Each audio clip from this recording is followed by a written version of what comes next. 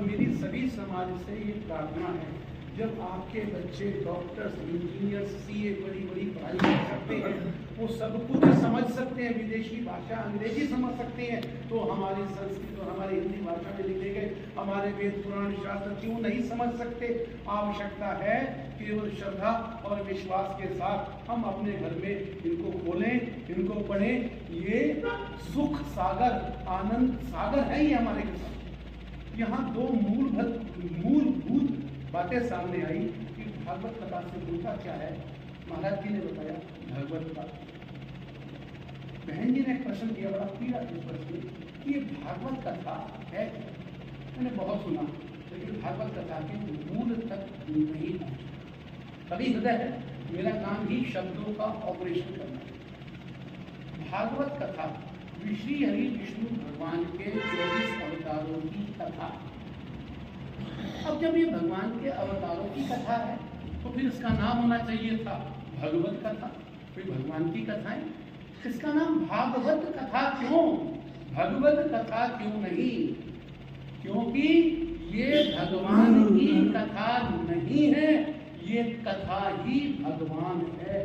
भागवत का अर्थ भगवान के समान। जहाँ ये भागवत कथा हो रही होती है वहाँ स्पष्ट साक्षात रूप में ये भगवान का कथा अवतार है। जैसे जैसे हम भगवान की इन कथाओं का श्रवण करते हैं, जिस भी रूप स्वरूप का श्रवण करते हैं, यदि हमने उन शिक्षाओं को, उन संस्कारों को आत्मसात किया तो हमारा हृदय भगवतमय होता चला जाएगा। और हृदय का भगवतमय होना ही भगवत प्राप्ति। भगवान कोई वस्तु नहीं है, भगवान कोई व्यक्ति भी नहीं है कि मैंने वस्तु को उठाया और आपके हाथ में दे दिया आपको भगवत प्राप्ति हो गई, बिल्कुल नहीं।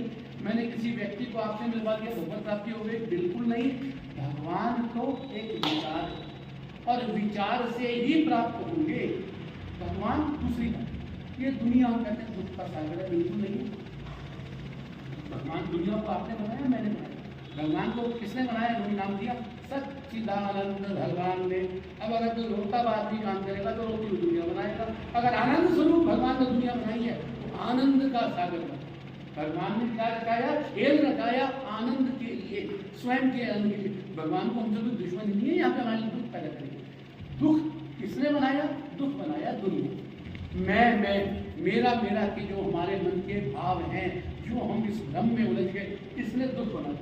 जब भगवान ने हमारा दुख लिया, देखा तो वेदावतार, वेद पुराण शास्त्र, श्रीमद् भागवत कथा, श्रीमद् भगवत गीता, रामायण के रूप में भगवान ने अवतार लिया। अवतार ही नहीं लिया, संतों के रूप में, ऋषियों के रूप में, मुनियों के रूप में, सद्गुरुओं के रूप में अवतार लिया।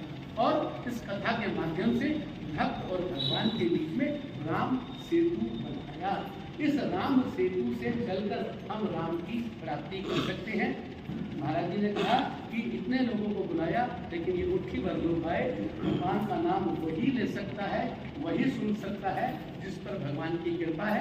आप सबके ऊपर भगवान की कृपा है, आपके लिए सामने भगवत प्राप्ति का मार्ग प्रशस्त है और आप सबको आपकी मनोकामनाएं पूरी हो, भगवान के दर्शन प्राप्त हो, भगवान की प्राप्ति हो, आप सबका हृदय भगवत में हो। इन्हीं शुभकामनाओं के साथ जय श्री राम। जय श्री राम।